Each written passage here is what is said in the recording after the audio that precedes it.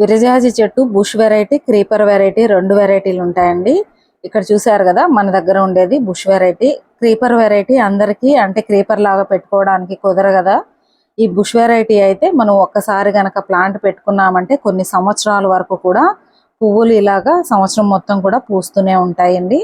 ఇప్పుడు మనకు రాబోయేది సమ్మర్ కదా, ఈ సీజన్లో మనకు ఎక్కువగా పువ్వులు పూయాలంటే ఇప్పుడు మనం ముఖ్యంగా తీసుకోవాల్సిన కేర్ ఏంటో తెలుసుకుందాము. నమస్తే, నేను Kumari. Welcome to our channel royal garden. మన దగ్గర flower seeds, vegetable seeds, leafy greens ఉన్నాయండి. అలాగే ప్లాంట్స్, ఫెర్టిలైజర్స్ కూడా ఉన్నాయి. ఈ విరజాజ్ ప్లాంట్స్ కూడా బుష్ వెరైటీ మన దగ్గర ఉన్నాయి. మీకు కావాలి అంటే స్క్రీన్ మీద కనిపిస్తున్న నెంబర్కి వాట్సాప్ మెసేజ్ చేయండి. ఇక్కడ చూసారు కదా నా దగ్గర ఉన్నటువంటి బుష్ విరజాజి. నా దగ్గర అయితే ఫస్ట్ చాలా ప్లాంట్స్ ఉన్నాయండి. ఒక్క ప్లాంట్ అయితే తీసుకున్నాను, దాని నుంచి కొమ్మల ద్వారా ఇప్పుడైతే నా దగ్గర చాలా మొక్కలు అయితే ఉన్నాయి. కొమ్మల ద్వారా కూడా చాలా ఈజీగా పెంచవచ్చు. మన ఛానల్లో అయితే వీడియోస్ ఉన్నాయి, ఒకసారి చూడండి. తర్వాత ఫస్ట్ మెయిన్ ఇంపార్టెంట్ అండి, మీరు నర్సరీలో నుంచి తీసుకున్న ఒకవేళ ఆన్లైన్లో విరజాజి మొక్క తీసుకున్నా సరే ఫస్ట్ చిన్న కంటైనర్లో పెట్టుకోండి. అంటే 12 ఇంచ్ పాటు లేదా 14 ఇంచ్ కంటైనర్లో మాత్రమే పెట్టుకోండి. చాలా మంది ప్లాంట్ నర్సరీ నుంచి తీసుకురావడమే పెద్ద కంటైనర్లో అంటే బ్లాక్ టబ్స్లలో కానీ లేదా 25 లీటర్స్ బకెట్స్లలో కానీ అలా పెట్టేస్తూ ఉంటారు. మీరు ఫస్ట్ ఎప్పుడైనా సరే చిన్న ప్లాంట్ కొన్నప్పుడు చిన్న కంటైనరే పెట్టాలి. మినిమము 6 నుంచి 1 సంవత్సరం అంటే 6 నెలలు లేదా 1 సంవత్సరం వరకు 12 ఇంచ్ పాటు లేదా 14 ఇంచ్ పాటులో ఉంచి తర్వాత పెద్ద కంటైనర్లోకి షిఫ్ట్ చేసుకోవాలి. ఎందుకంటే ఈ విరజాజి ప్లాంట్కి తొందరగా రూట్ బౌండ్ అయిపోతూ ఉంటుందండి. అందుకనేసి మీరు ఎప్పుడైనా సరే కంటైనర్ అనేది ఫస్ట్ చిన్న దానిలో పెట్టుకోండి. తర్వాత నెక్స్ట్ మెయిన్ ఇంపార్టెంట్, సన్లైట్ వచ్చేసి ఫుల్ సన్లో ఉండాలి. బాల్కనీలో పెట్టుకుంటే పువ్వులు అనేవి తక్కువగా వస్తూ ఉంటాయి, కాబట్టి ఫుల్ సన్లో ఉండేలాగా చూసుకోవాలి. తర్వాత సాయిల్ మిక్స్ వచ్చేసి పశువుల ఎరువు కానీ వర్మి కంపోస్ట్ కానీ 50% తీసుకోండి, సాయిల్ 50%. అంటే 2 సమాన భాగాలుగా తీసుకొని అందులో కొంచెము ఇసుక యాడ్ చేసుకోండి, కొద్దిగా నీమ్ పౌడర్ యాడ్ చేసుకోండి. బోన్ మీలు, ఎప్సమ్ సాల్ట్ ఇవన్నీ కూడా ఆప్షనల్ అండి, ఎందుకంటే అందరికీ అన్ని అందుబాటులో ఉండదు కదా. మెయిన్ 2 సమాన భాగాలుగా అంటే సాయిల్, కంపోస్ట్ 2 సమాన భాగాలుగా తీసుకుంటే సరిపోతుంది. కొద్దిగా వేపపిండి, ఇసుక కలుపుకోండి. తర్వాత ఈ ప్లాంట్కి ఆకులు నల్లగా మాడిపోవడం అంటే కొత్తగా వచ్చే చిగుర్లు ఏవైతే ఉన్నాయో అవి నల్లగా మాడిపోవడము, తర్వాత మొగ్గలు అనేవి చిన్నవిగా రావడం ఇలా జరుగుతూ ఉంటుంది కదా. దీనికి మెయిన్ రీజన్ వచ్చేసి న్యూట్రియంట్స్ ప్రాబ్లం. అంటే న్యూట్రియంట్స్ కొంచెము తక్కువ అవడము లేదా ఎక్కువ అవ్వడము, లేదంటే పెస్ట్ అండి. మనకు ఆకుల అడుగు భాగంలో తెలియకుండానే పెస్ట్ ఉంటుంది, కాబట్టి ఖచ్చితంగా వారానికి ఒకసారి నీమ్ ఆయిల్ స్ప్రే చేస్తూ ఉండాలి.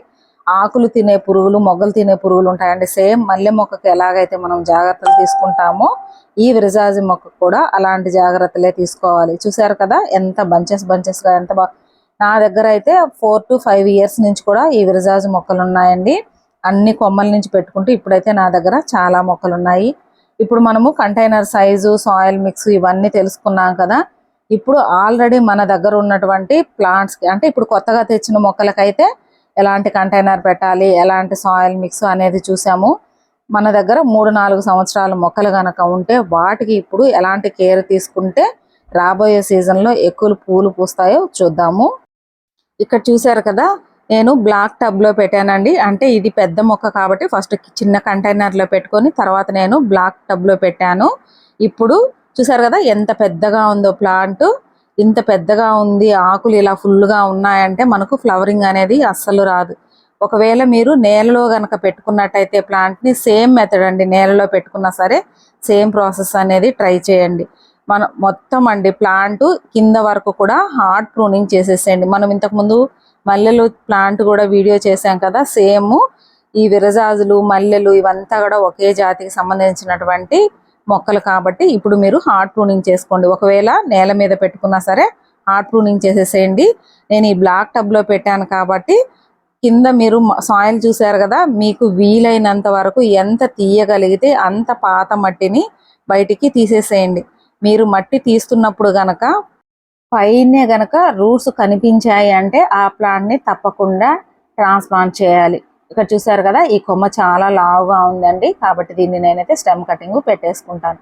ఈ విధంగా హార్డ్ ప్రూనింగ్ మీరు చేయగలిగినంత వరకు కూడా హార్డ్ ప్రూనింగ్ చేసేసేయండి.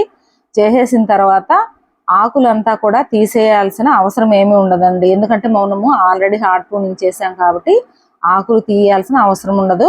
కానీ కొంచెం బాగా ముదురుగా ఉన్నాయి కదా ఈ ఆకులంతా కూడా, కాబట్టి ఆకులంతా కూడా వీలైనంత వరకు తీసుకోండి. అంతే ఖచ్చితంగా అన్ని తీయాలి అని ఏమి లేదు, వీలైనంత వరకు కొంతవరకు అయితే తీసేసుకోండి.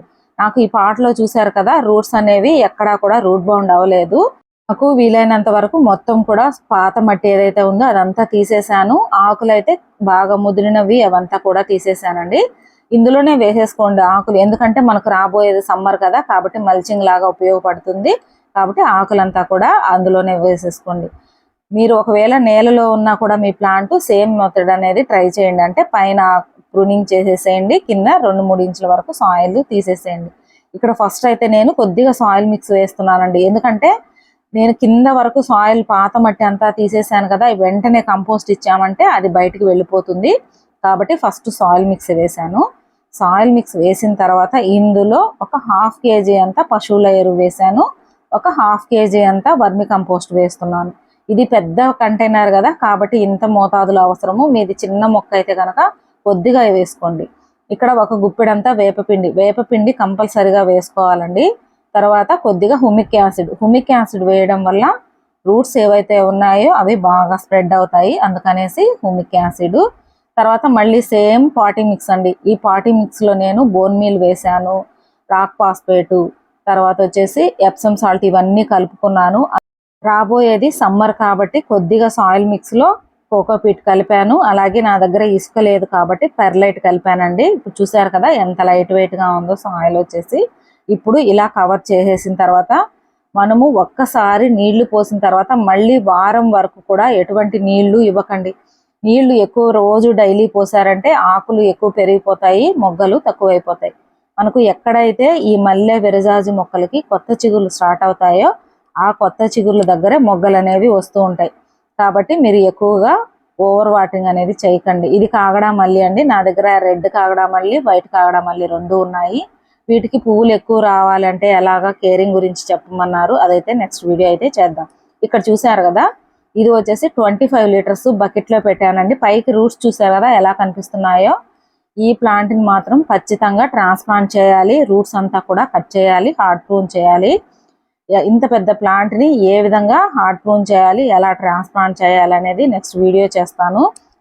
ఇలా రూట్ బౌండ్ అయింది అంటే మీరు ఎన్ని పోషకాలు ఇచ్చినా సరే ఆ ప్లాంట్ తీసుకోలేదు, అలాగే పువ్వులు కూడా రావండి. ఇక్కడ చూసారు కదా చాలా విరజాజి మొక్కలు నా దగ్గర ఆల్రెడీ వారం క్రితము ప్రూనింగ్ చేసుకున్నాను, కొత్త చిగుర్లు కూడా స్టార్ట్ అయ్యాయి.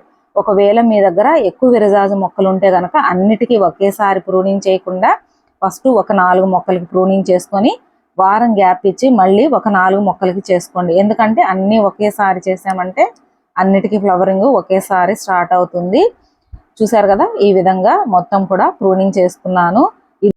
ఇక్కడ ఒక విరజాజి మొక్క చూడండి, చిన్న కంటైనర్లో పెట్టాను. చిన్న ఇది మామూలు మన పాట్ ఉంటుంది కదా ఆ పాట్లోకి. ఇప్పుడు నెక్స్ట్ ఇయర్ మళ్ళీ మనకు జూలైలో వర్షాలు పడతాయి కదా, అప్పుడు పెద్ద కంటైనర్లోకి షిఫ్ట్ చేసుకుంటాను. ఇవి వచ్చేసి విరజాజి కొమ్మలు పెట్టానండి. అన్నీ కూడా ఎంత బాగా చిగుర్లు వచ్చాయో. వీటిని కూడా నెక్స్ట్ జూలై వరకు కూడా అంటే వర్షాకాలం వరకు ఇలానే ఉంచుతాను. మళ్ళీ రైనీ సీజన్లో అవి ట్రాన్స్ప్లాంట్ చేసుకుంటాను. చూసారు కదండి, ఇదండి ఈరోజు వీడియో. అంటే కొత్తగా తెచ్చిన మొక్కలకి ఎలాంటి పార్ట్, ఎలాంటి సాయిల్ మిక్స్ ఇవన్నీ తెలుసుకున్నాము. అలాగే 3-4 సంవత్సరాల మొక్కలకి ఇప్పుడు ఏ విధంగా హార్డ్ ప్రూనింగ్ చేసి ఎలాంటి కంపోస్ట్లు ఇస్తే మళ్ళీ మనకు ఫ్లవరింగ్ అనేది స్టార్ట్ అవుతుంది ఫుల్గా అనేది చూసాం కదా. వీడియో నచ్చితే ఒక లైక్ చేయండి, అలాగే ప్రీవియస్ వీడియోస్ అన్ని కూడా ఒకసారి చూడండి. ఇప్పటి వరకు మన ఛానల్ని ఎవరైనా సబ్స్క్రైబ్ చేసుకోకపోతే తప్పకుండా సబ్స్క్రైబ్ చేసుకోండి. ఈ వీడియో మీద ఇంకేదైనా డౌట్స్ ఉంటే నన్ను కమెంట్లో అడగండి, మీకైతే తప్పకుండా రిప్లై ఇస్తాను. థ్యాంక్స్ ఫర్ వాచింగ్ అండి.